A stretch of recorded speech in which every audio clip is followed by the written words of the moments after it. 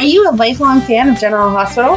Are you a new fan who wants to know more about the history of the show? Do you enjoy talking about the show with others? Do you find yourself yelling at the TV? Is your self-care an hour a day in Port Charles?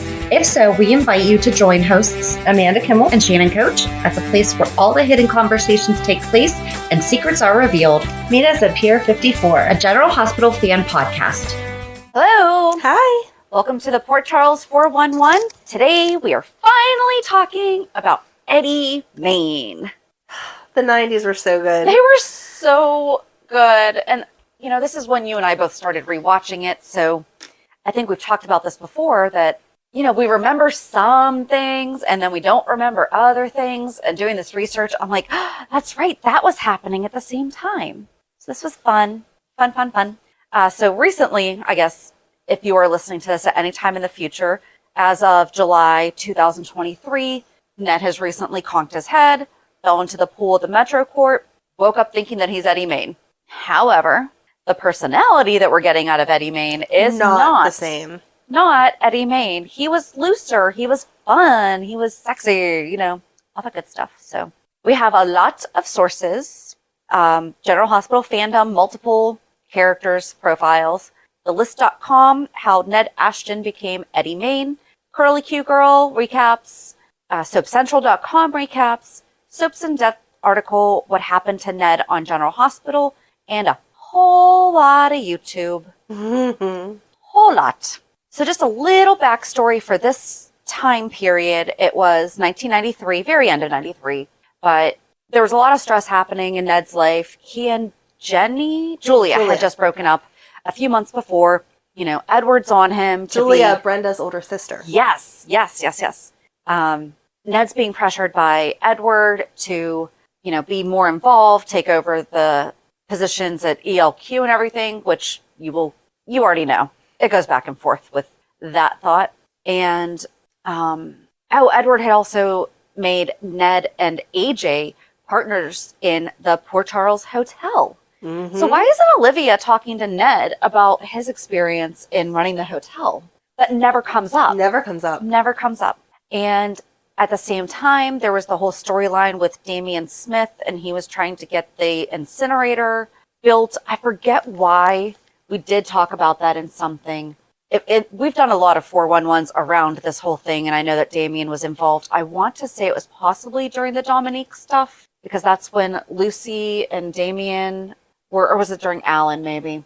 Because Damian was seducing Lucy, but then there's a whole other, we've talked about something about this before. It'll come up again, yes. Right. And then Catherine Bell was hired to build up on the PR of the incinerator project, basically to give it a good light in the community. And the very beginning of Eddie Maine is pretty much the start of Lois and Ned. So there really was no way around that, but I tried to pull out as much and just stick with Eddie as much as possible once it was able to happen. So leading up to December, on November 1st, Ned invited Brenda to see him come sing at a karaoke bar. And I think that this is when he sang Elvis's Little Sister. That makes sense, because I don't know why Brenda lived with them. Do you remember why Brenda was living with them? I think she just had nowhere else to go. I think that was it, yeah. Because Brenda was living in the Quartermaine house. She was not dating Jason. She was flirty with AJ, but mad that he was not reciprocating her feelings. He was like playing it. They were both playing a game. Mm-hmm. And then she started being cute and flirty with Ned, and Ned was like, I mean, I'll entertain you, like, we're friendly, but you're a baby, and I'm not, so we'll just be friends because you are Julia's younger sister. All it says is, according to soapcentral.com, Julia threatened to withhold Brenda's trust fund, so Brenda agreed to finish school. Later, Brenda decided to move in with her crush Jagger. However, things didn't work out with Jagger because he was in love with Karen Wexler. Yes, he was. After Julia left town, Brenda moved in with the Quartermaines. I just didn't know. So without having like the whole full... Yeah. Okay. Yeah. I guess that's it. Maybe just because she didn't have anyone else left. That's a good question. That makes sense. But this also speaks to the kind of budget that we had back in the 90s because they sang Elvis. Yeah. We also have at least 2 songs by the Beatles, and I believe the Rolling Stones are at some point. Whole lot of Whole lot of money coming in back then. Absolutely.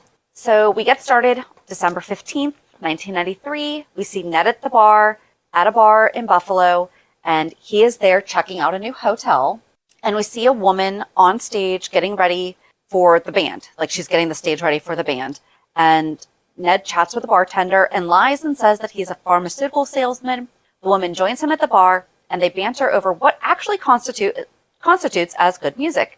And they make introductions. He says, "I'm Eddie Maine from Rochester." She says that she is Lois Cerullo from Bensonhurst, and this was Rena Sofer's first appearance as Lois. They continue to talk. She shares more about her background and her thing for long nails and her aptitude for numbers and knowing good music to manage. What was going on during this time period? There were so many interruptions. I meant to actually kind of keep track of it, but I decided not to because once I finally realized there were so many times. So this right now says an ABC News brief interruption about a minute is missing because I got this from Curly Q Girl who does the videos. Yeah. Multiple times do you remember when it started late? Yes. So you would turn it on at 3, but there was a news brief going on and it would be 7 minutes in. And guys, they did not start at the beginning. Nope. It was, and now back to your originally scheduled program. So whatever happened in those first 7 minutes happened and they're gone. They're gone. So after hearing her band, the Idle Rich, which is actually Wally Kurth's real life band, Eddie says that they stink. And Lois challenges him to do better, and he performs The Seventh Son, which was Wally's first performance as Eddie Maine. He wows Lois, and she wants to manage him. He says, "No thank you," but later back in his room, there's someone at the door. Lois has come to change his mind in any way that she can. Lois wants Ned to see the incredible opportunity that has landed at his feet. She is not leaving his hotel room until he agrees to join the Idle Rich. He can continue his day job and sing with the band at night. Lois convinced Ned, to sing a set with the Idle Rich, and they hit the stage again. And then the next day, they woke up in bed together. Ned agrees to give Lois 3 weeks to book some gigs and see what happens. And Lois was very quickly able to book 2 gigs before the end of the following week. And then when Ned arrived for the first gig, Lois was really excited and she gave him a gift, and it was the leather pants. Oh, yeah. And later that night, Lois wants to know everything about Eddie, and he makes up a really sad story about his childhood that I want to share. Again, we don't own the rights, and possibly at some time soon they're going to be taking this down anyway, so it's what I think. Well, everybody's got a story, so what's yours? It's boring. I told you, I'm a pharmaceutical salesman. I live in Rochester. Yeah. I know all of this stuff. I know all of this stuff, okay? But I'm talking about the important stuff, you know? The events that shaped your psyche, the fundamentals. God is in the details, Eddie.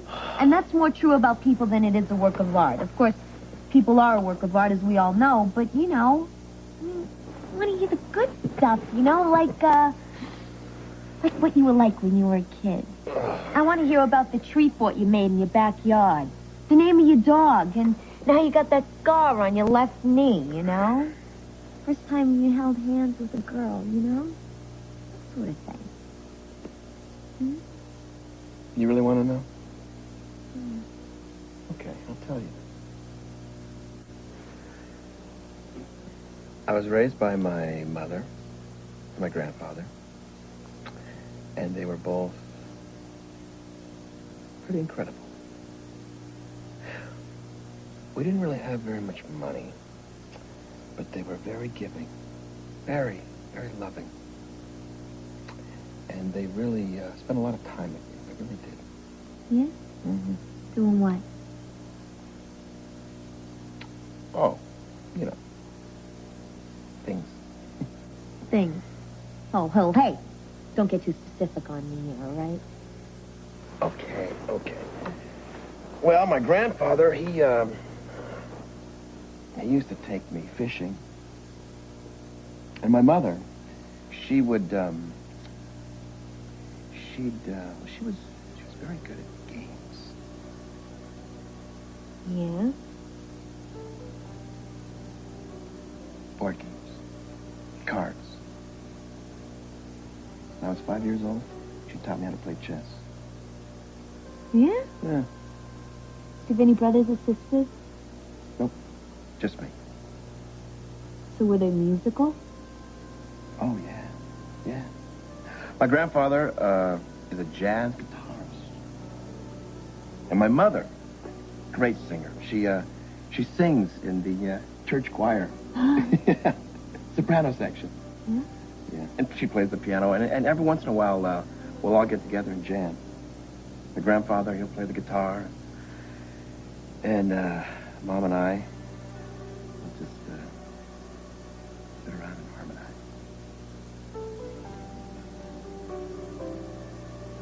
Hey. You okay? Oh, yeah. Yeah. Fine. You know, when I first got in the band, Yeah? my mother was our roadie. No, you kidding me. No, it's incredible. She was so into the band. She used to drive us to our gigs, help us set up. She'd even do the sound. No. It was great. My God, that sounds great. Yeah. Hey, you remember that guy I told you about, Danny Zakarowicz? Yeah. His parents hated his music so much, Danny had to lie every time he had a gig. Wow. Actually, you know, there was a guy in our band, actually, who had parents like that. It was really, according to his parents, the music was just a waste of time because there was no money to be made in that. Which is really sad because he was good. He was really good. They were loaded, too. I mean, get back to him just a little. He would have made it. Whatever happened to him? Quit. Went into the family business. Did what was to be expected. It's really sad. It is. So why did you give it up?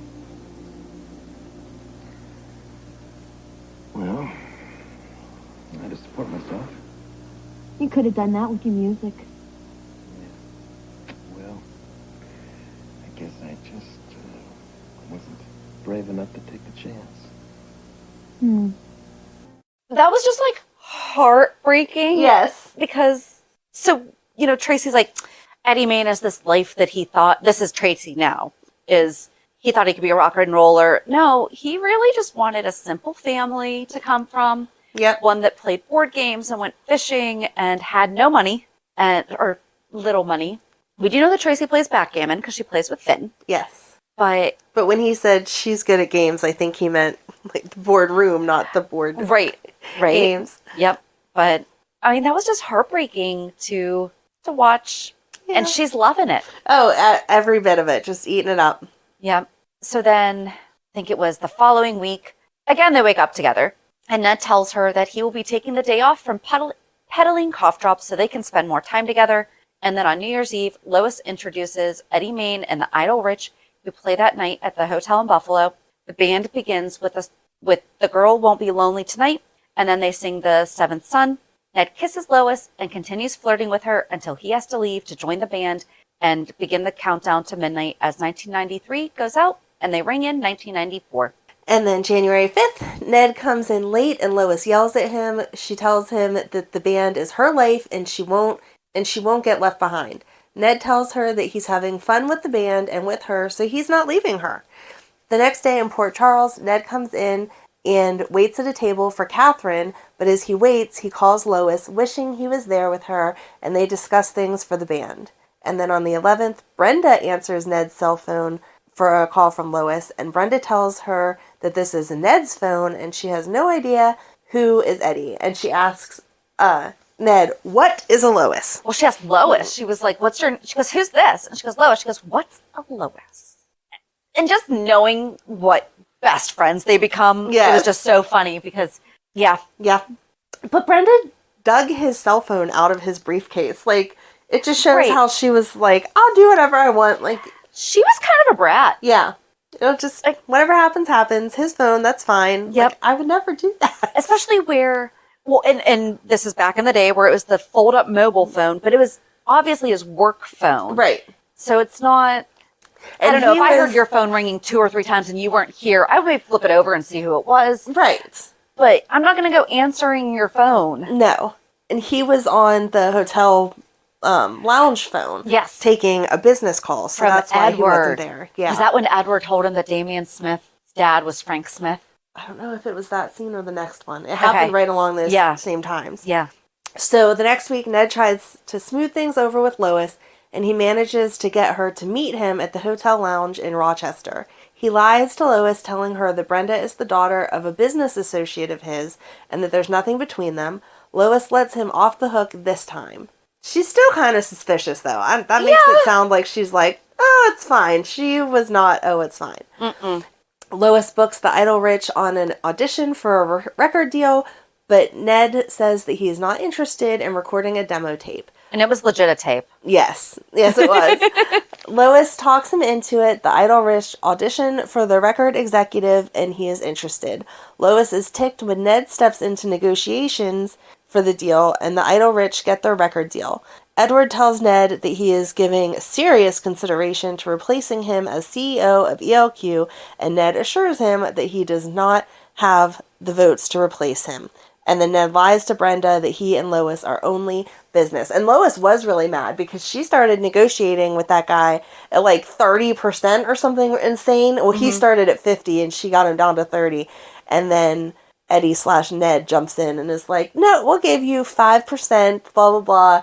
And I think they finally settled on 7%. Yeah.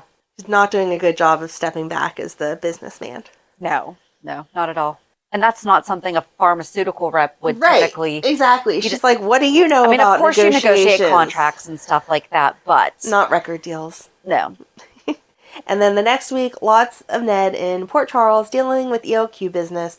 On the 26th, Lois is not amused when Ned is late for a recording session with the Idle Rich. His mobile phone rings during the best take of the session, and she flips out on him. He says that they can get back in the groove. She calms down, and they finish the recording. And she yelled at him saying, yeah, these other guys, they also have other jobs, and they're still here. Yes, exactly. And all of the ELQ business was this back and forth with Damien and Catherine of wanting the incinerator project to go through. And this was really hard to just keep on. No, what is Ned doing? So yes, anytime that Port Charles and ELQ is mentioned, that's what's happening in the background. We would be here forever if we put in all the ELQ stuff too. This is strictly as much Eddie as we can get. Yes. So then Lois is ready for massive publicity. Lois is ready to start some massive publicity for the Idle Rich's new record before it hits the stores. Ned has to skip out on the re-recording of the session and of one of the songs because he has dinner plans with Catherine. I don't know at what point we're going to talk about that. Ugh. Side note, this is when Lucky got Foster. So we're going to have a little bit of like Foster and Annabelle sprinkled in because that was just adorable. It was adorable. But that was one of those things I'm like, oh, yeah. Yeah. This is when we got Foster. So then we see Ned having dinner with Catherine in Port Charles, and she says that, you know, she's switching sides. There's no way that she's switching sides. At the same time, Lois is looking to book the Idle Rich at the Port Charles Hotel and decides to go down there in person. Ned sees her come into the Port Charles Grill with AJ, and he has to hightail it out there before she sees him. Lois sees Ned, though, in the hotel lobby, and she tells him that she is trying to book the band into the hotel. AJ books the Idle Rich, and Ned tells Lois that there is no way he can play there, but she will not take no for an answer.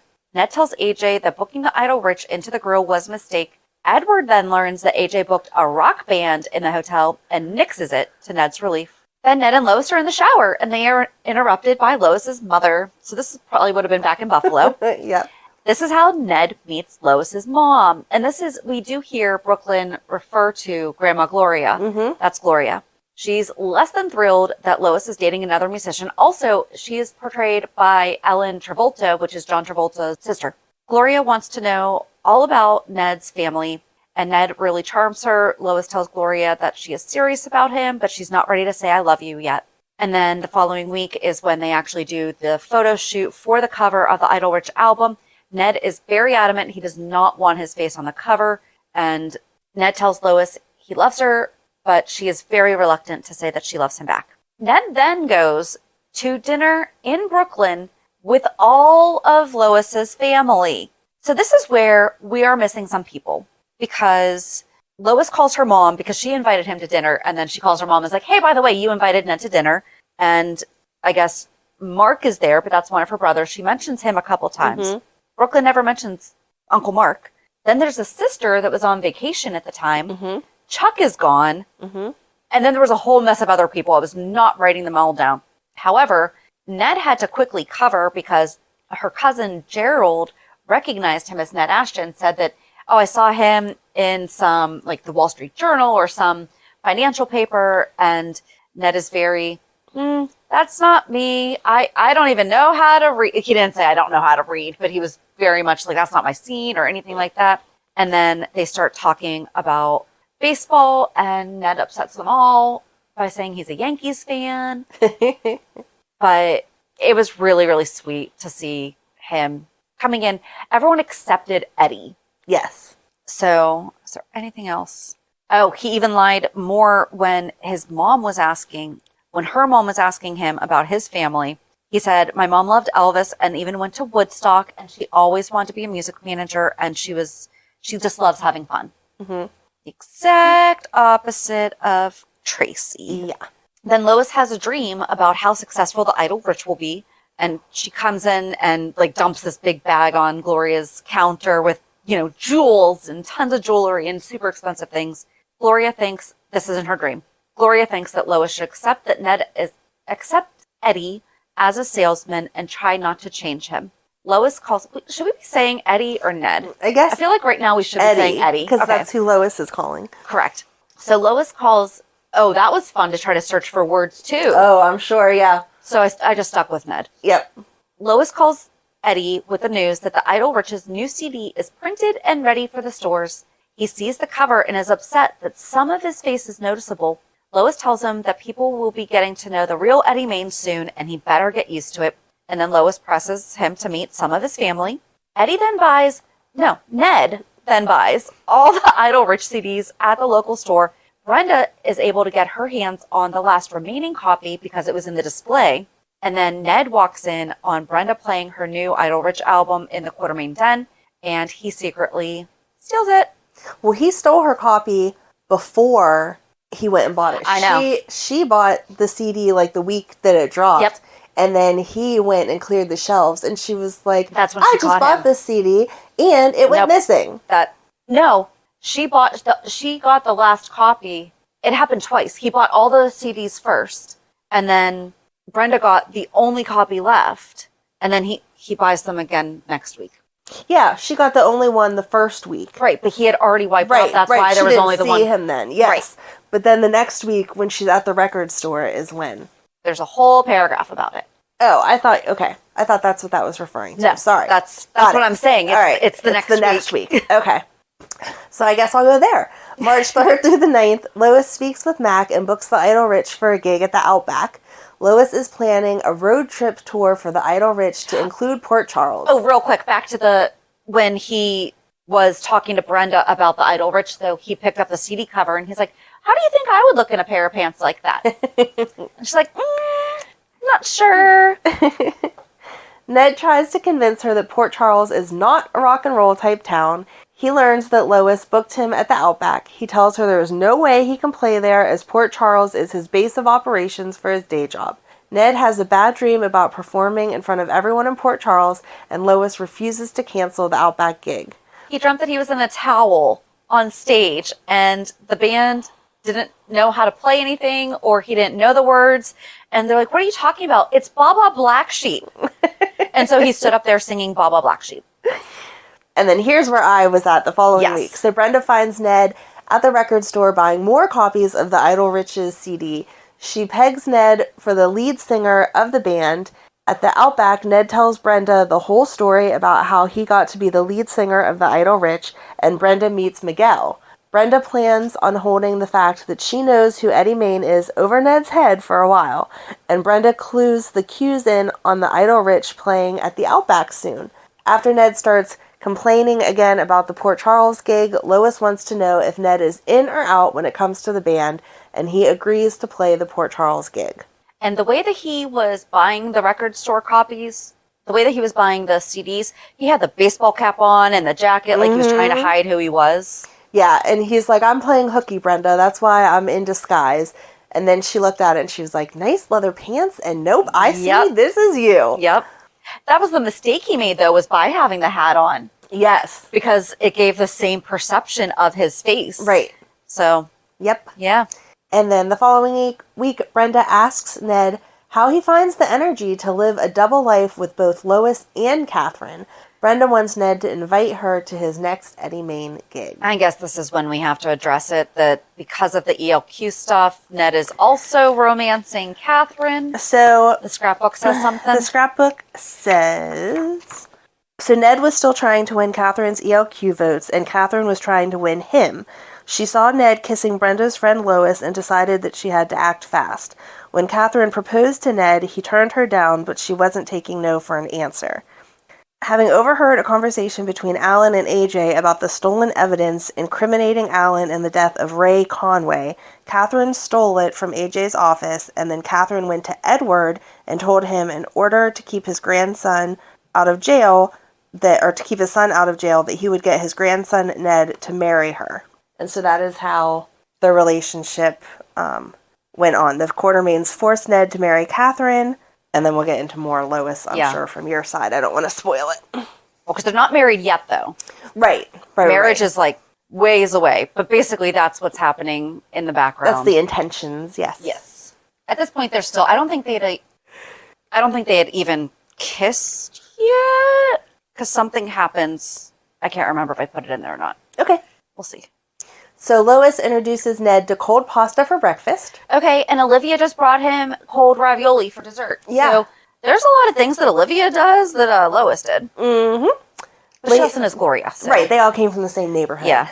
Later, she tells Ned she is hurt that he will not share his whole life with her, and Lois wants him to bring one of his family members to the next gig in Rochester. Ned agrees to bring his little sister, air quotes. Ned and Brenda head to Rochester. Ned wants to make sure Brenda has his story straight and does not blow his cover. Brenda knows his story. You're Eddie Maine, work as a salesman for a pharmaceutical company. You were brought up in a loving, simple little family by your doting mother and adoring grandfather. I'm a friend of the family's daughter who's also a business associate of Eddie's, and she looks up to you, I look up to you like a big brother. Brenda wants to know if Ned is so in love with Lois, why he's spending time with Catherine. Brenda meets Lois and they hit it off because they're like around the same age. Mm-hmm. Lois asks She's Brenda... a little younger because we found out that Lois was just 21 when they first met. And then Ned, so she would try to blackmail him with champagne and lobster to keep his secret. Mm-hmm. And he said that she was underage. Yes. So they're probably 2021. Isn't that crazy? They were like 2021. They were actually being played by 25-year-olds. I feel like we've gotten better at aging people at their actual age when they're teenagers now. Right. Because we definitely grew up thinking that Dylan McKay was what you got in high school. Oh, yeah. It was so disappointing. He was 40! He was in his 30s. I think he was near 30. But we're on 90210 right now. But Andrea was the oldest one of them. Like the actress. Yes. What the heck is Gabrielle? Cortez. Thank you. Yeah. Okay. So, which Vanessa Marcel was also on, and now we're back to GH. There you go. So Brenda insists to Lois that Ned is not involved with another woman. Lois tells Brenda that she is having a hard time going from lust to trust with Ned when she doesn't completely know him. Brenda tells Ned that this is way deeper than he knows, and Ned performs, and Brenda sees her first Eddie Maine show. After his performance, Brenda tells Ned he is too good a performer to be living a double life. Lois, neither of us can read today. Oh my God. I know. Lois fishes around about where Eddie/Ned hangs his hat. She learns that he lives at the Port Charles Hotel. Brenda and Ned arrive back in Port Charles, and Catherine wants to take Ned on a ski weekend. teed off. I'm like, what? Brenda is teed off when Ned accepts. So Lois is looking for Eddie, and she tells Brenda that she knows that he lives in Port Charles and does business there, and asks her how risky it is for Ned to play the Outback. Brenda invites Lois to Karen and Jagger's wedding, because that wasn't weird at all. And Lois checks in at the Outback and meets Miguel. Brenda invites Lois back to the Quartermaine mansion. So while Ned is away with Catherine, Ugh. and this is the part that makes me the most mad, because he is intimate with Catherine. Yes, he is. That's just gross. It is. Like, so gross. I agree. But he's thinking of Lois, so is that okay? No! Anyway, Brenda takes Lois back to the mansion, and she meets all the Quartermaines, and there's a picture of Ned right behind Tracy, but Lois picks up the picture of Tracy and says, she looks so familiar. I feel like I know her. And I think it's to allude to the fact that, yeah, you know her son. Right. So Brenda grabs the picture of Ned, hides it, and then both the girls, AJ and Jason, and this is Jason Quartermaine, get in the hot tub. AJ puts the moves on Lois, and then Lois saw the photo of Ned in the den. Brenda covers by saying, I think of Ned as my older brother, and I have no family, so I have a picture of him. I have a picture of my sister coming. It's just out being framed. Was that a thing? Is that a price point that you get to where you have pictures out being framed? Because I just go to Walmart and grab a frame and stick the photo in when I remember to. Right. But, yeah. But then Brenda tells her that she has to be careful because AJ works at the hotel. Ned is furious when Brenda tells him that Lois was in town and she met the entire family. Ned thinks his cover is blown, but Brenda insists that she covered for him. Lois finally gets in touch with Eddie.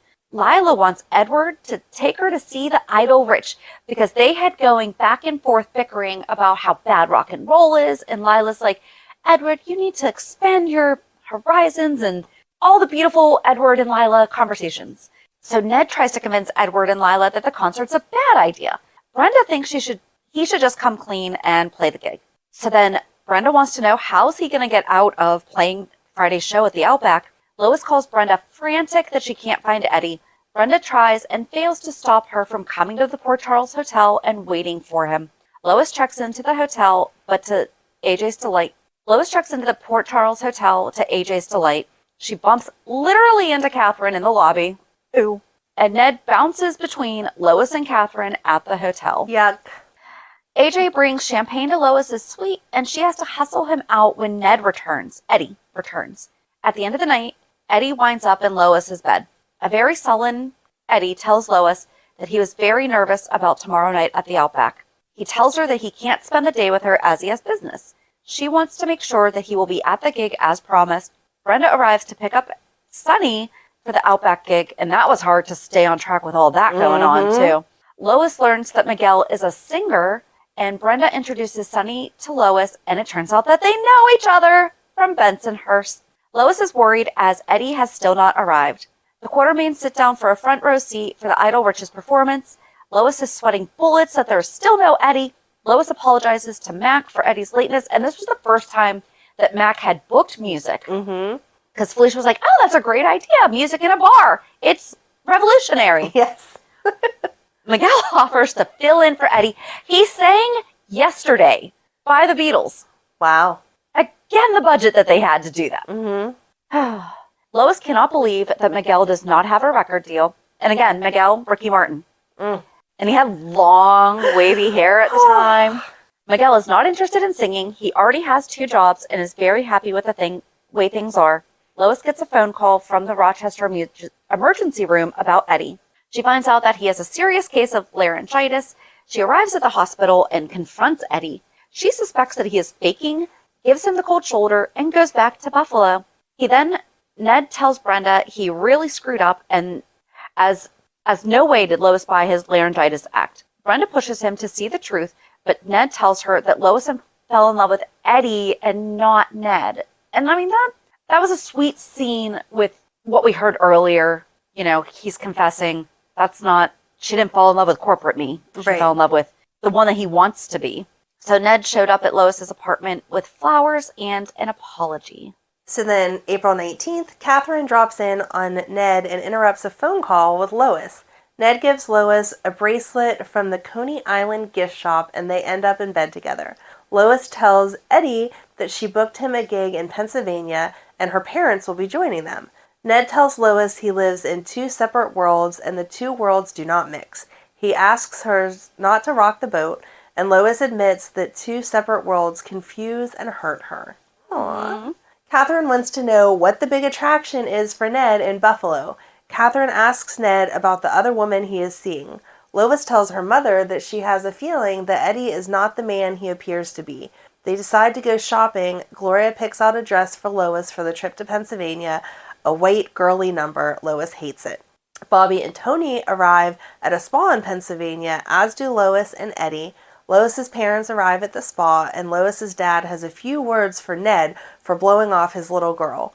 Lois and Ned run into Bobby and Tony at the spa. And her dad was played by somebody famous, too. Like, you would always see him as, like, a wise guy. And I cannot remember his name at the time. Mm-mm. Okay. Ned covers with Bobby and Tony. Tony offers to take them to dinner. Ned tells Lois that performing tonight will be a problem for him, as Bobby and Tony are very well known in Port Charles. Ned plots with the spa manager to get Bobby and Tony away from his gig. Much to Ned's relief, Tony cancels on the Cerullos for dinner. The Idle Rich perform at the hotel. Lois's dad is still very leery about Eddie. Carmine doesn't think Eddie has the hunger for the music business and questions him about his commitment. Eddie tells Lois that Carmine is right. He is on the fence and should make a decision about his music and his future with Lois. No.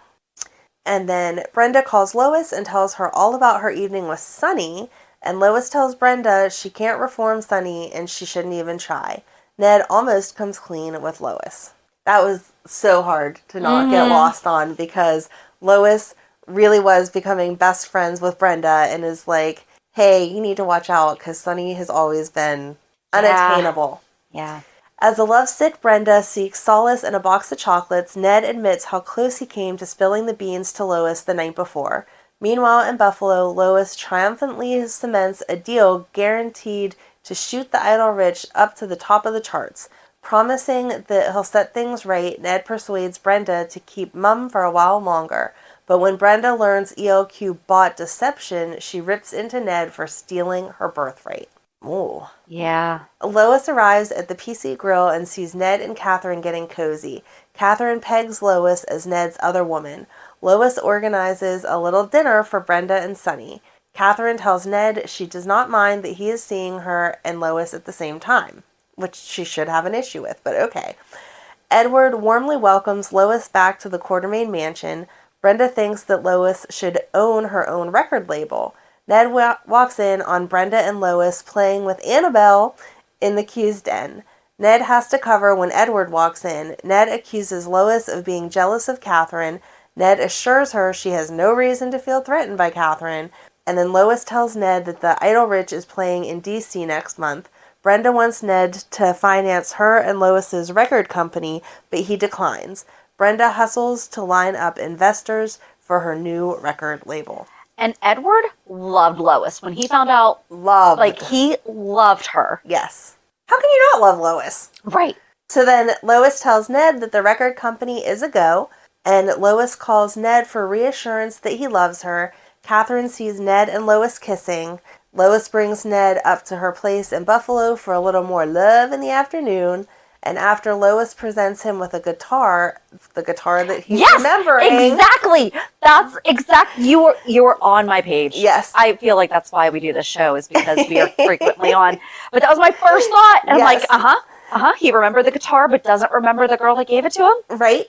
A delighted Ned expresses his gratitude both for the gift and the never-wavering faith Lois has in him. So also back to when Ned was talking to Brenda about how she fell in love with Eddie Maine. I wrote this down because he said that Lois just truly believes in him without any preconceived notions of who he is. That is very true. That was sweet. Okay. So then in June, Lois invites Sonny to see the Idle Rich in D.C., and in Port Charles, Edward is insisting that Ned marries Catherine after she blackmails Edward. Yep. Eddie learns from Lois that Sonny is coming to the DC gig. Brenda finds a crabby Ned at the grill. Ned tells Brenda that if Sonny is at the DC gig, there will be no Eddie Maine on stage. Ned asks Lee for some legal advice, and this is Lee Baldwin, Scott Baldwin's dad. I know, I love it. About marrying someone under an assumed name. Brenda tries to persuade Sonny not to come to DC, but he insists on seeing it as it's his investment. Ned applies for a marriage license. He arrives in DC and asks Lois to wear the white dress that she bought with her mother, the one that she hated, but still, as he wants to take her someplace special after the gig. Ned learns that Brenda did not stop Sonny from coming to DC, and when they arrive at the hotel, Brenda is again teed. Back in the 90s, we were teed. Teed off, whatever. Where did that even come from? I don't know. Okay. Brenda is in her room, and in the closet is attached to Sonny's suit. Ned, I'm just going to take that whole I think thing. you mean suite. The closet is Oh my gosh, the closet is attached. Yes, I'm sorry. I'm reading this at an angle. What? So she's mad because her room is sharing a closet with Sonny's. There we go. Yes, there we go. We will get this together. So Ned warns Brenda to keep Sonny away from the show, and he gets an attack of a hoarse throat. Brenda tries to distract Sonny with a seduction. Lois freaks out on Eddie, telling him that he has to sing No Excuses. Brenda calls with word that Sonny will not catch the band this time, and Eddie makes a miraculous recovery. After the gig, Eddie takes Lois for a walk, and he asks her to marry him. Eddie and Lois elope to Baltimore. Yes, so that was where I had stopped in the book. The Quartermaines forced Ned to marry Catherine, but first, Ned elopes with Lois, and they honeymoon at Coney Island. Ned makes sure that she never learns his real name and that their wedding is not legal. I don't deserve you, but I sure do love you. Oh, Eddie! They kiss and kiss again. It says that he made sure their wedding was not legal? Right, which is not correct. No, it's not. Because he made sure that the wedding to Catherine was not legal. Right, exactly. No, the book is mistaken. Yeah.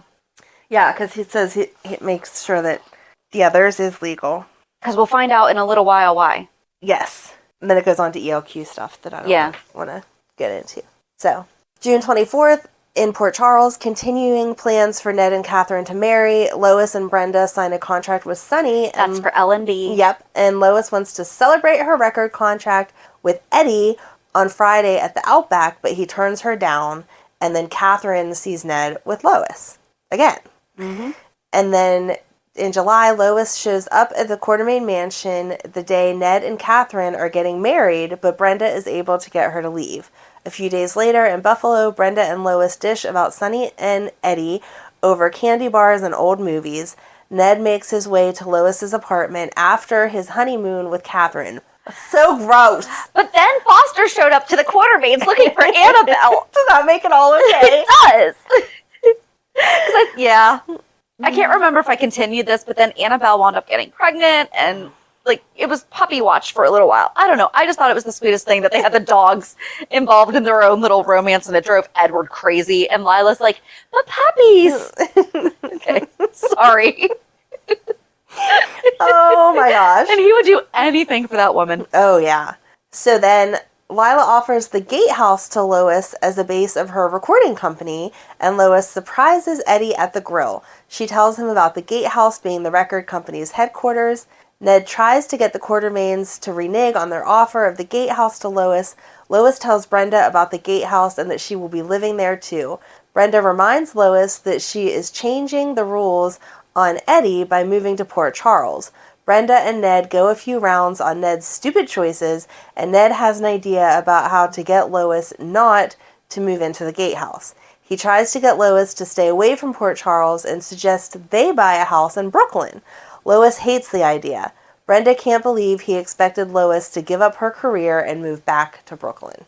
At the same time, though, even though his motive was to get her away from Port Charles, right, he knew how much she loves her family. Yes. So I don't think that was not all malicious. It was like a 50-50 deal. It was. He really enjoyed being in a quote-unquote normal family's presence. Right. He really enjoyed Right. that dinner and being around them. And Lois talked all the time about the neighborhood and Right. how everyone in the neighborhood knew each other and would look out for each other. So it wasn't completely against what she might have wanted. Ned truly wanted to be Eddie. Yes. He wanted to live the Eddie lifestyle. Yes. So then over the next few weeks, there's a lot of Ned/Eddie avoiding Lois and Catherine and not being caught by either of them. That was so hard to just weed through. And then on August 10th, while on their second honeymoon, Lois tries to convince Ned that he'd be even happier if he committed to the music. He tells her that he doesn't foresee a time soon when he will be able to end his double life. And then Brenda stops Lois from having Eddie and Sonny meet at the Idle Rich recording session. Ned lays down tracks for the next Rich album. Brenda puts out another fire when AJ shows up at the gatehouse to see the great Eddie Maine. Ned has to explain when Lois finds a photo of him and Jenny in a closet, and Brenda slips up saying Jenny was married to Ned Ashton. Ooh. Lois confronts Ned about Jenny being his girlfriend and also Ned Ashton's wife. Ned has to cover. Ned is furious with Brenda for her slip-up, and Brenda tells Ned to be rid of Catherine before it's too late. Ned confides in her that he has a plan and has some goods on Catherine. Sonny gripes to Lois about not having met Eddie, and she snaps back about how badly he's been treating Miguel. And that's why it was also kind of funny how Sonny made it seem like he and Miguel were BFF. Yeah, you know, like, oh, he hasn't called me in a while. He's just, no. Sonny and Miguel did not have a good relationship. No. To put it mildly, but that's another story. That was in the book. It was so hard to It was in everything that I was... roll over that. Yep. And all the videos, too, because I had to fast forward through so much of that. Yep. Just for time. Yep. I'm with you. Yeah. Those videos were really hard not to get lost they were into. so good. So Lois tells Ned that she wants to throw a dinner party for his friends and clients. Ned tries to talk her out of it, but has to relent. Brenda warns Ned that Sonny is coming over, and Ned leaves. Brenda learns about Lois's party and later storms into the queues yelling at Ned about how he could deceive Lois about the party. He tells her that he has hired actors to play business associates, and Ned visits a casting director in New York City. Ned interviews some prospects. He went all in. He did. He tells Brenda about having the fake dinner party with the stand-in actors posing as his friends. He wants her to stand guard, but she refuses and storms out. Lois nears panic as she's preparing for the dinner party, and Brenda tries to calm her down.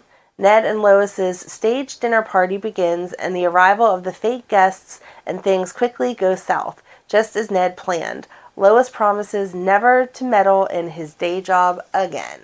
And then in September, Catherine wanted to drag Ned to a concert in the park, and he agreed, but only after making sure that Lois would be in the studio all day. But then Brenda and Sonny drop by the studio to persuade Lois to join them for the concert. Of course. Brenda pretends to be sick when she sees both Lois and Ned and Catherine. So that's not both, that's all of them. show up at the picnic. Brenda freaks out when Lois tells them that everyone is going to meet her Eddie today. Jason and Keisha stop in at L&B to see Miguel. Ned has to cover when he walks in on them. And then Eddie dodges meeting Sonny. Lois arrives and she and Brenda pick a photo for Miguel's cover. Catherine tells Ned that she is sick of being a private wife. She wants a huge birthday party, and he tries to convince her to have a small intimate party, but she will not hear of it. Ned asks Lois her feelings on birthdays. They talk about past ones. Catherine asks for Lila's opinion about how and where to celebrate her birthday. Lois tells Brenda she plans to use Eddie's full photo for the next album. Brenda tries to persuade her to use one that does not show his face. Eddie cancels with Lois, telling her he agreed to help some business clients by attending the city council meeting. Eddie nixes the photo. Lois sees Tiffany call her Eddie Ned Ashton on TV. Then Lois questions whether Brenda is in on Eddie's scam. Brenda returns to the gatehouse and finds Lois acting strange, and Lois asks her about Ned Ashton and questions why they have never met him, giving Brenda plenty of opportunity to come clean with her. Alone, Lois breaks down. Lois goes to Tiffany to get another look at Ned from her newscast. Lois goes to the Quartermaine mansion to quiz Edward and Lila about Ned. And they told her, like, you've met him before. He saw the two of them together months before. Lois flashes back to when she slept over at the Quartermaines. Lila gives her a brief history of the life of Ned. Later, Ned finds out from Lila that Lois left full of questions. Eddie arrives at the gatehouse, but Lois does not drop the bomb on him yet. She looks sick as he rambles on about how much he loves her. She tries to get him to tell her the truth. Lois arrives to see Catherine. Lois gets the skinny on when she and Ned got married and learns about the birthday party. Catherine invites her and Eddie. Lois wants a copy of her marriage certificate and orders a cake. Gloria then arrives to Port Charles to find out what is wrong with Lois, as she has not heard from her. Lois tells her the truth about Eddie. Lois receives her special delivery, and Brenda knows what it is. Brenda wants to know what it is. Brenda wants to know what it is. Lois tells her that it's personal. Brenda and Lois discuss the party. Lois tests Brenda by saying she's decided to go. Brenda tries to talk her out of going.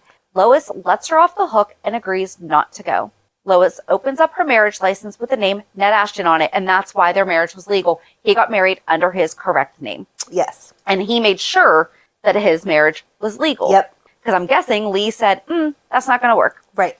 At Catherine's party, Ned is stunned when Lois jumps out of the cake and says, from one Mrs. Ashton to the other Mrs. Ashton, Mrs. Ned Ashton. Lois whips out her marriage certificate and reveals Ned to be Eddie Maine. Ned tries to convince Lois that he loves her, but she tells him their whole life together has been a lie. She vows never to forgive him. Brenda tells Ned that Lois is gone and never wants to see either of them ever again. Brenda unloads on Ned, saying that he has ruined both of their lives. The Quartermaines attack Ned, and Ned tells them the only one that lost in this situation was him. Ned tells them all about Eddie Maine. He is proud of his music, and it's important to him. And then, as expected, Lois did not really respond very well to being lied to. Sonny questions whether Ned is going to honor his contract with L&B because he was Eddie. Ned tells him he intends to juggle both careers. And then Sonny and Luke discuss Ned. Luke's amused by Ned's antics, so Sonny says he'll eventually get everything all smoothed out. Was there something different in the book? To add? It just clarified that Tiffany Hill broadcast, because we talked about the incinerator, Tiffany Hill broadcast the fight to stop ELQ's toxic waste incinerator at a city council meeting. Edward insisted all the Quartermaines attend to defend the plan, which he still hated. Lois glanced at the TV set. She saw the cameras pan across all the cues, as she called them.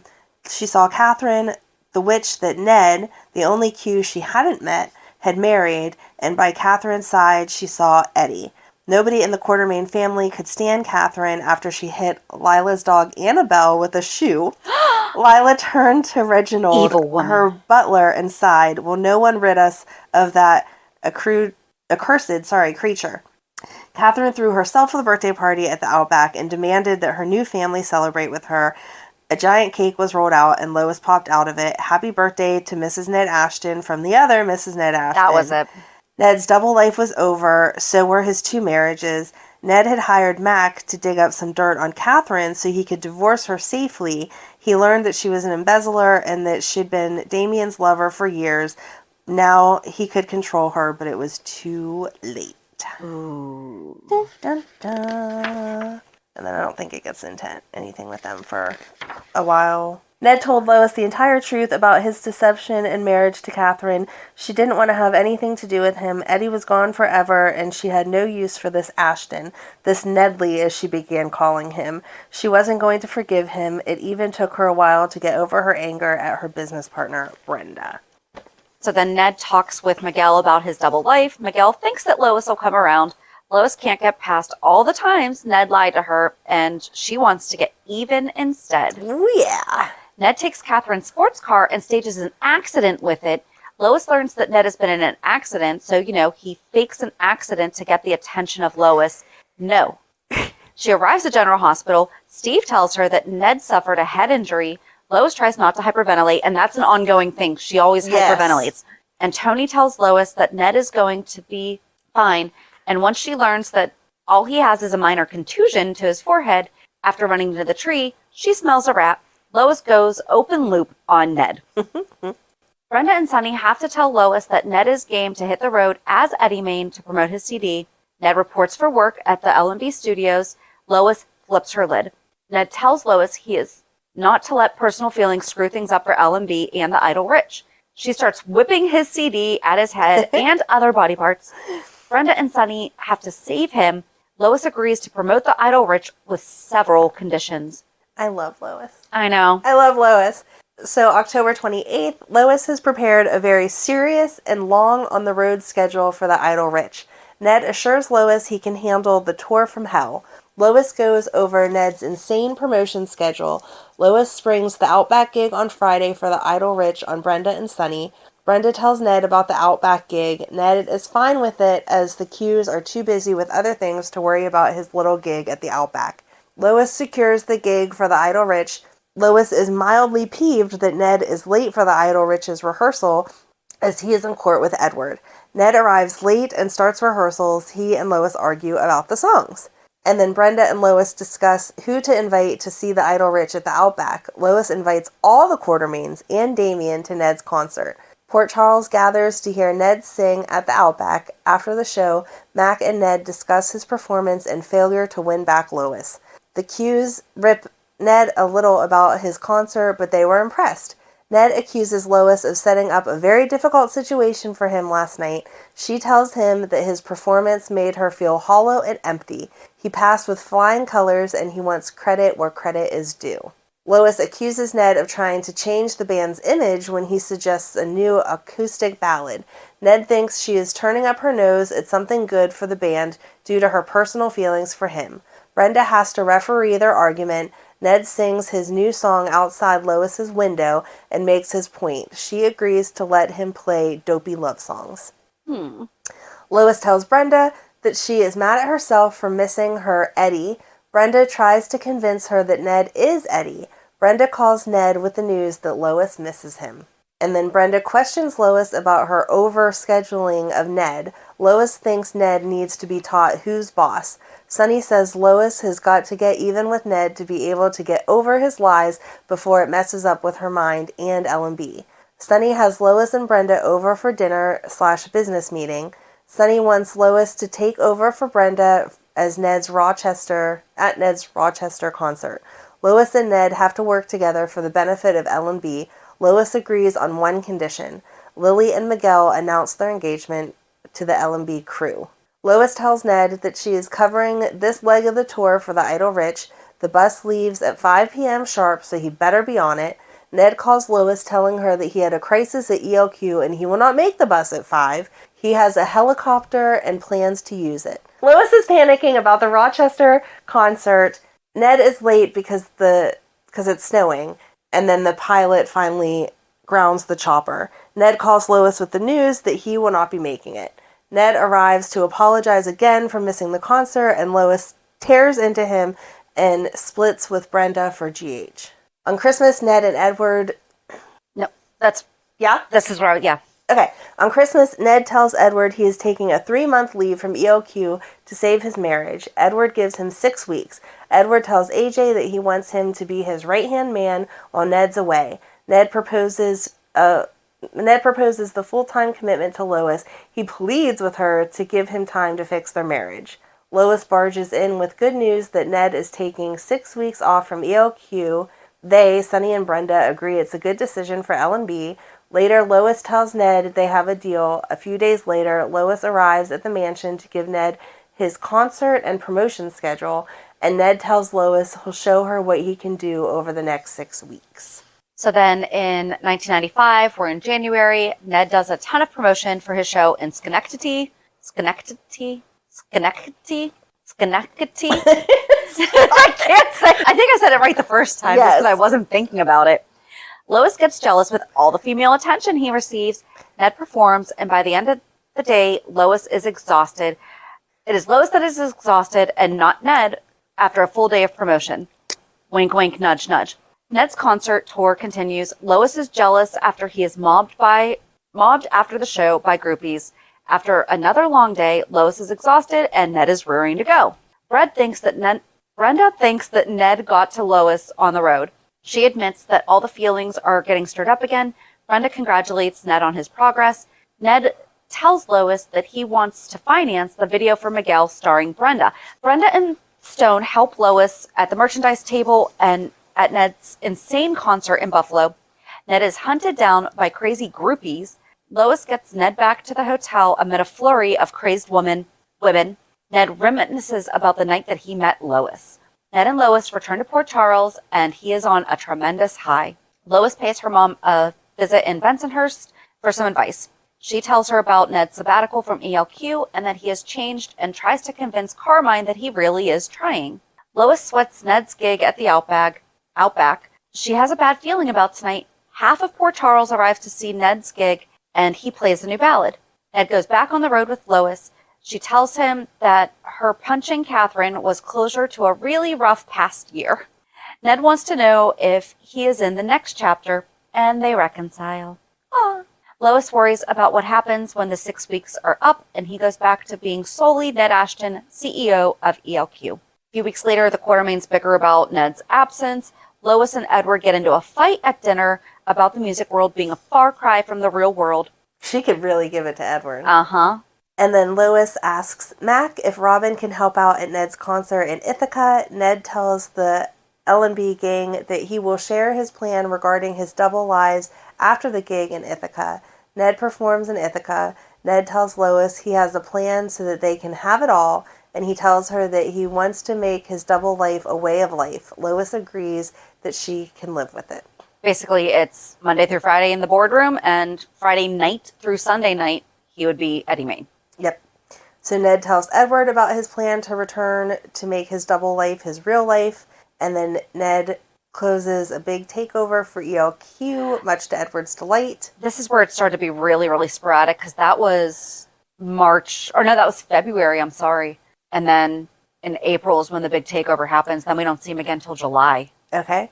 And then Edward is peeved as Ned is out of town on Idle Rich promotions. Don't know why he was mad, just he was. And then August 17th, on a business trip in Boston, Ned meets a groupie named Greta, thanks to Sunny.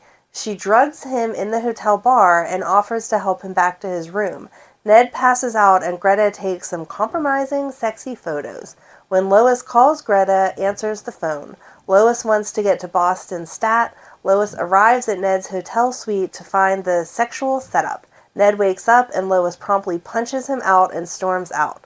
Lois tells Brenda about finding Ned in Boston. A confused Ned arrives back at the gatehouse and explains that he does not know what happened. He is convinced it was a setup. Sunny shows Ned the pictures he received. Sunny wants to make a deal with Ned, stop trying to squeeze him out of L&B, and Lois never has to see the photos. Ned tells him no deal. Lois decides it is best not to mention Sunny's setup of Ned to Brenda. Ned suggests a change of image for Eddie Maine, to which Lois is totally against. Ned and his band take Lois out to discuss the future of the Idle Rich. Mac and Ned want to find Sunny's weak link in Sunny's operations. Edward presents a plan for Ned and Lois to live in Tokyo to close the deal for ELQ. Despite Ned's protest, Edward thinks that he is bored and needs a change, and time away is the answer. Lois is not so sure that Ned is not bored. Edward presses Ned on the Tokyo trip. Edward tries to get Lois on his side, but she tells Edward that he is not calling the shots anymore. Ned is. Ned asks Lois what she thinks about kids, and she tells him she is ready to start thinking about kids. Edward arrives at the guest house bellowing about Ned letting ELQ's Tokyo deal go south, and Lois resents him blaming Ned's devotion to L&B for the deal blowing up. Then in December, Edward harps on Lois about Ned splitting his time between ELQ and L&B. Ned and Edward go round and round about his priorities. Lois overhears Ned and Mac talking about how to bring down Sunny, and this is where it got real difficult, and we'll talk more about it when we talk about L&B. Lois confronts Ned about holding out on her, and he argues that he has the right to protect his future as Eddie Maine. Lois thinks that Sunny will be more apt to listen now that the official investigation has been started. She presses him again about selling his majority interest in L&B, and he is not interested. She kept trying to buy him out. Yeah. Lois hyperventilates when she thinks what trouble L&B will be in if Sunny is arrested. Ned lays out what would happen if L&B was seized. Lois tells Brenda about the feds hitting pay dirt on Sonny. Apparently, this has happened before, and he's still here. Mm-hmm. See, Carly, you could just give him up. Right. Sorry. Brenda has the idea that Sonny's possible indictment would interfere with Lois's creative control. Lois goes to Edward for help. Edward begins plotting, and he wants a meeting with Sonny. In New York City, a photographer Lois hired wants Ned to be photographed in the buff. Lois persuades her otherwise. Edward buys out Sonny and offers to buy out Lois as well. Ned gets ELQ's Tokyo deal back on track, apparently without having to move there. So, yay. Ned wants to make a deal with Edward for L&B. Ned accuses Edward of being jealous of Lois. He has a life partner, and it is not Edward. To combat Edward's overtaking of L&B, Ned meets with his lawyers about nullifying Brenda's sale of her stock and Eddie Maine's contract. They tell Ned there's nothing they can do about it. He has been bested. Edward shows Ned the peace offering he wants to give Lois, a red sports car. Ned tells Edward that Lois will not accept the bribery. Boom. Yeah, that's Lois. Mm-hmm. So our book doesn't go all the way through to 96. So the only thing that it says in 95 that yours didn't was that Brenda's best friend Lois is concerned. Lois wanted the whole world to be in love ever since she found it in her heart to trust her Nedley. She'd promised herself she'd get used to calling him Ned. He'd moved in with her at the gatehouse, and they were planning a church wedding. Aww. Yeah, yours does not mention. I think I intentionally. Well, that's because it wedding. wasn't Eddie. True. It wasn't Eddie related. That's when I started to pull apart Ned. If it wasn't impacting Eddie Maine, I didn't really talk about Ned and Lois's relationship. Does that make sense? Yes, absolutely. Because, yes, that was very difficult. But then there's something else that I did leave in because it impacts Eddie Maine. So then in January of 96, Ned wants to call Edward's bluff when it comes to L&B. He tells Lois that they should book the Idle Rich to the Outback and forget about the consequences. They do not think Edward wants a public brawl. Ned tells Brenda about his plan for the Idle Rich concert to push Edward's buttons. Edward learns about the gig. Lois wakes up after she has a bad dream, and just as about he is ready to take the stage, Ned gets served with a restraining order, barring him from playing. Because remember, anytime Ned is on stage, he is Eddie Maine. He does not perform as Ned Ashton. Right. At least at this time. Ned takes the stage regardless. Ned is then arrested and taken to the PCPD where justice represents him. I know. Ned rails on Edward to the press, and Edward arrives and puts Lois and Ned on notice. And then she calls her mom for advice, and Gloria suggests Lois make a trade with Edward. Lois asks Mac to help beat Edward at his own game. And then in February, Ned talks with Jason about taking it easy on the Quartermains and invites him to his gig at Luke's. The Idle Rich play the gig at Luke's Club. I love Luke's. And then in March, Lila has a fantasy of Edward as a rock star in leather pants. And then Ned thinks that his Eddie Maine performance at the Ward House benefit is just the thing to win Lois back. Lois tells Brenda that she has booked the band All for One for the benefit instead of the Idle Rich. All for One plays the benefit. Despite Lois kicking him off the bill, Ned sings anyway. All for One. Oh my gosh. I swear. I slow danced to that song at those middle school dances, 3 feet apart with arms up on the shoulders, just swaying back and forth. Yep. Aww. So then in April, Ned's mind can't concentrate on business. Edward pushes him to talk with Lois. Edward complains about Ned neglecting ELQ. They talk about Lois. Brenda and Lois talk about her possible pregnancy. Lois is still very torn. Ned finds out about Lois's pregnancy from Amy, and he asks Lois about the baby. And that was Amy Vining. Lois and Ned discuss the future. Lois tells him she doesn't want to raise a child with Quartermain values. Ned apologizes and complains about Lois putting him between a rock and a hard place. Lois tells him that she needs time away. Ned heads to Brook Lynn. Gloria is not thrilled to see Ned. They are both surprised that Lois has still not informed her mother of her pregnancy.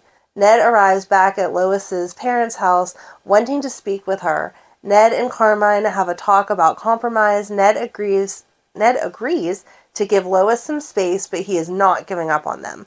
Lois moves back to the gatehouse. She asks Ned what the Quartermaines said about the baby and learns that he's not told them yet. He wants to keep their baby safe from his family for now.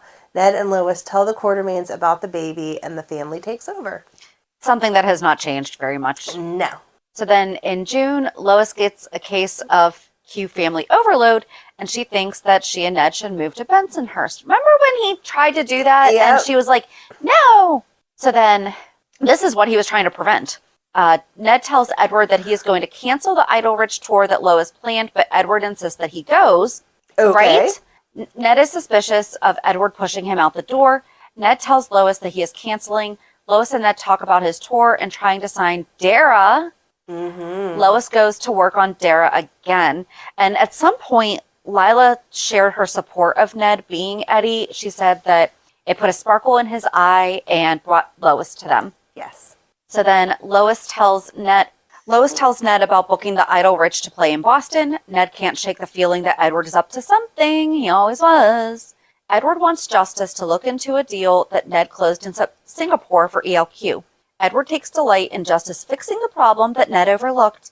Lila is angry at Edward for pitting grandson against grandson. Ned cancels his gig out of town. So this is where Edward was like, no, go. We'll be fine. Like, no, we're not. And we're going to blame it on you when you're not here, even though I am knowingly doing things to mess up things. But he knows he can fix them. Right. Ned tells Edward his tour is canceled. Lois and Brenda announce that L&B is suing Eddie Maine for breach of contract. Ned and Lois talk about her lawsuit. Ned is ready to pay her off, but Lois does not want his hush money. Ned thinks of a way to outsmart Edward. Ned makes a deal with Jason, and now this is Jason Morgan. Mm-hmm. But Ned was one of the only people that was nice to Jason and supportive of Yes. him reinventing himself. He wants Jason to take control of his ELQ shares in trust and vote with him at the board meeting. Lois and Ned discuss their plan. Edward proposes a new CEO for ELQ. He wants Ned out and Justice in. Jason arrives, accompanied by Sonny.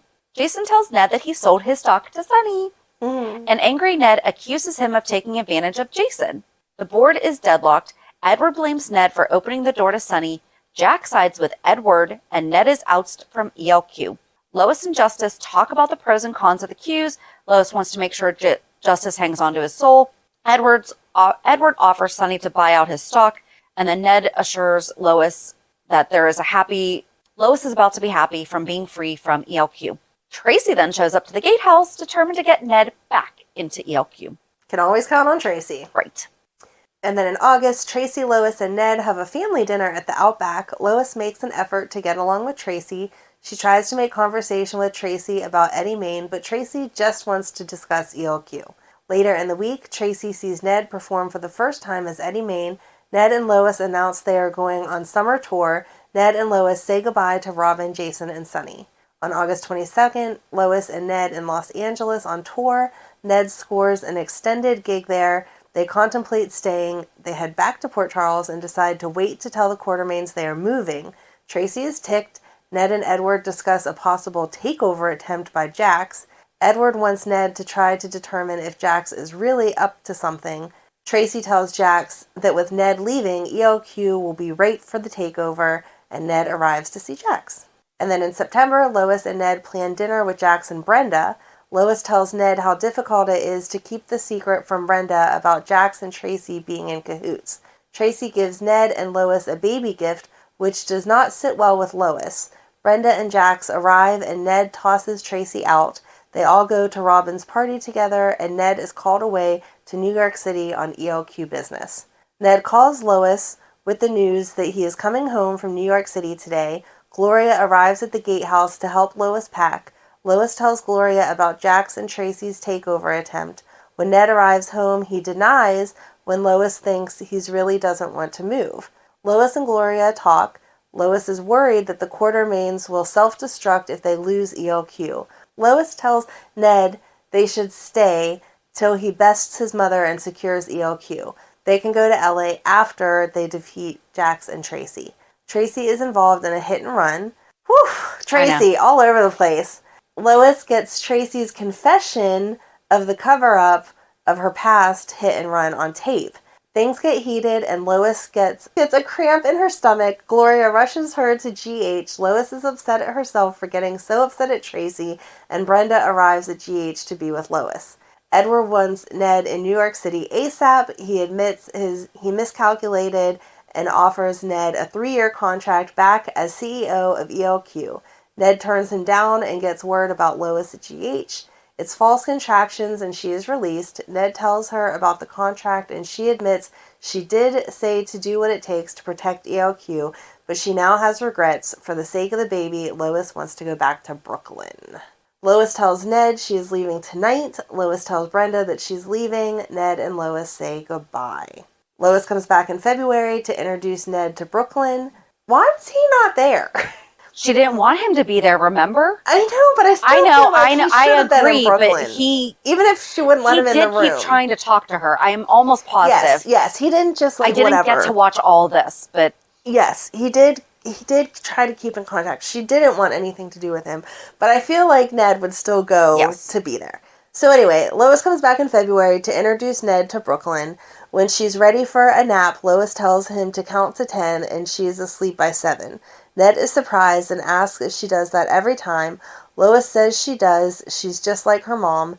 Ned whispers sweet things to his child and Lois tells him that he doesn't have to whisper. She plays Eddie Maine records for Brook Lynn all the time, even though he's sort of retired right now.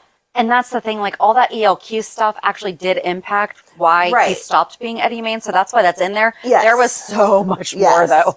That's the brief. But, so yeah, that's pretty much when he stopped being Eddie Maine, and until the early 2000s, after the whole Jax, Chloe, Ned, Alexis swapping marriages thing, he decided to restart his music career as Eddie Maine in order to save L&B from bankruptcy. Again, we are going to talk about L&B another time. Right. One night while on tour in Detroit, Ned returned to his hotel room with an interviewer and a camera crew doing a story on a day in the life of Eddie Maine. All was going well until Ned opened the door to find Alexis on the bed waiting for him, wearing nothing but a black teddy, holding a rose in her teeth. Affectionately nicknamed Eddie's Angel, Alexis could do nothing to escape the press, fan letters, internet sites, and emails. Attempting to end the fiasco, Ned proposes to Alexis, thinking that if they were married, the press would leave them alone. Unfortunately, he was proven wrong when their private wedding in Belize was discovered. And so the press came to the mansion, the Quartermaine mansion, and they asked her if she was actually planning on wearing clothes. And this was in response to their engagement. What color would be the teddy? Oh my! If she would have a rose in her teeth. If they were going to stream it over the net. Oh my Because that's what we called it back in the 90s. And Edward was like, well, Ned said, oh yeah, we've been thinking about that. And Edward chimes in, the Quartermaines are always on top of the latest technology, like it's a sales pitch. They asked if the Quartermaines were ready for Eddie's Angels, asked if she would be sleeping around like the rest of the Quartermaines, how she felt about being wife number 6, and how Monica felt about the fact that she had an affair with Ned. And then they started saying something about Monica, and Alan said, my wife has nothing to say. My wife has nothing to say. And then they said that, and she's like, get out. Yes. So then Ned decided that the best way to get rid of the press was to give them exactly what they wanted, a publicized wedding. After reluctantly agreeing, Alexis and wedding planner Elton arranged a big public wedding, complete with the press. After many obstacles, they finally made it to the wedding day. As Nicholas escorted her down the aisle, Alexis began to have a nightmare about becoming a Quartermaine wife and fled. And then it was like 2 years or so later when he was pretending to be Christina's father. But then remember, he got custody of Christina and Alexis dressed like Dobson, which is a whole other story we have to do. So that she could be near her daughter in the Quartermaine mansion.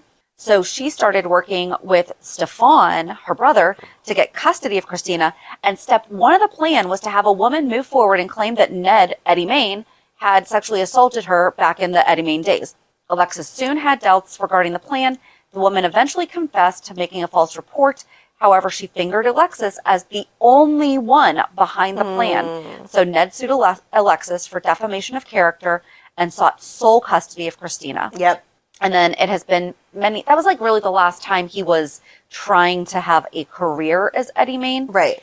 It's been many years since Ned Ashton has performed as Eddie Maine in any serious capacity, though he and his portrayer, Wally Kurth, still occasionally bring the alter ego to life on the annual General Hospital Nurses Ball, with the exception of, obviously, the current storyline.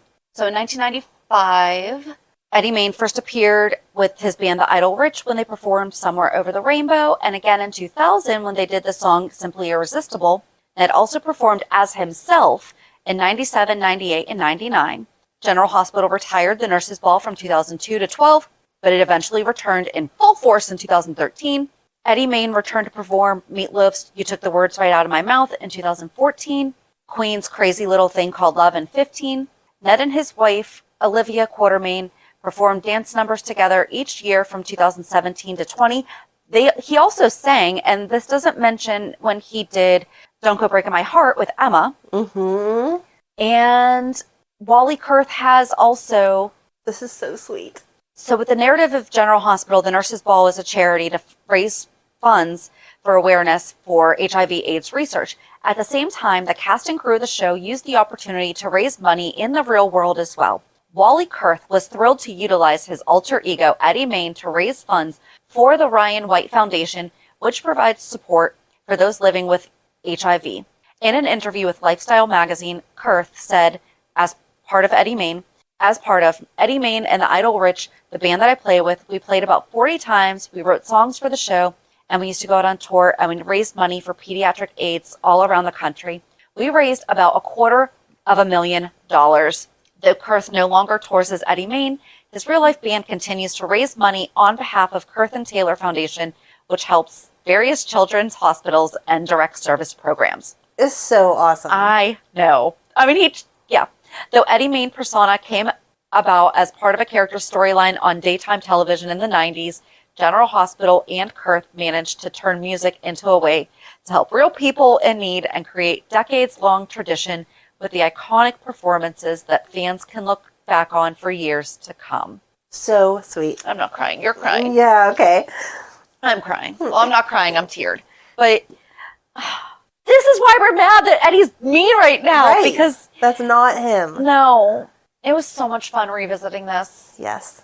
And we kind of get to revisit more when we do L&B. Right? So, it was so good. It was so good.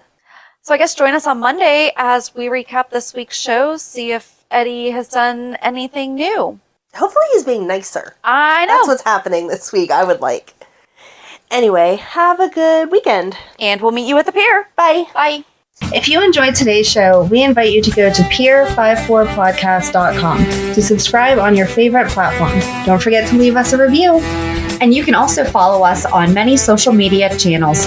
Just search for Pier54 Podcast. Also, we are not perfect, so if there is something that we missed or messed up, just let us know by emailing us at pier54podcast@gmail.com.